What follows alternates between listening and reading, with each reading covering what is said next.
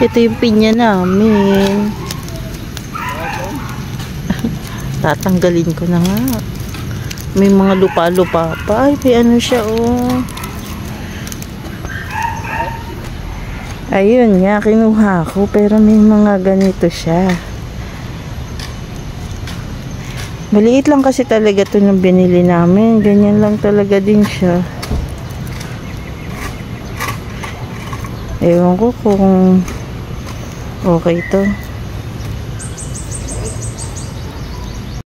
Ito nga, hinugasan ko na. Ayan, malinis na siya. Bubuksan ko na lang. Grabe, ang liit lang, oh. Bagay, nung binili naman namin ito, maliit lang din. Pero matamis. Ng Christmas, eh. Anong New Year? Pwede natin. Dito sa part na to, hindi na namin pinakita na binalatan namin. Kasi baka yung pambalat, bawal. Mapalo tayo ni Boss M. Nilagyan nga pala ng pamangkin ko ng asin. Nilamas niya yung pinya sa asin para daw mawala yung yung matapang pag kinain.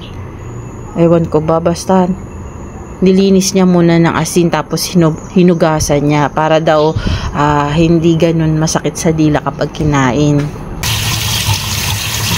Nakita nyo naman to guys nung sa video namin yung lang. Yan.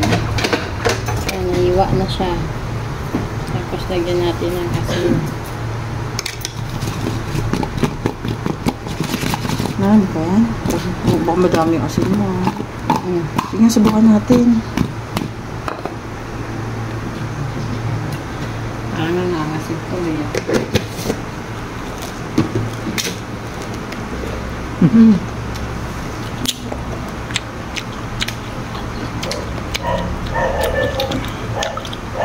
Pinya nga.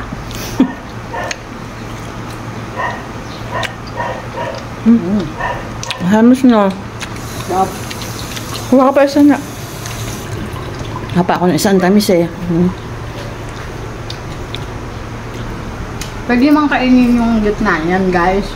Kasi ma-fiber kasi yun siya. Kaya lang yung iba tinatanggal kasi matigas nga.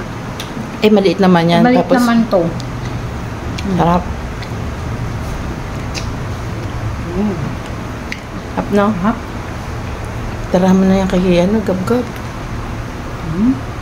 Galit sa atin si Beshi. Hindi tayo nag-tara. Meron Pwede pa pa siguro tag-isa pa tayo. Sige, tara, dali. Kuha ka tayo. Sarap guys. Oo. Yan, tatlo kayo niya malaki.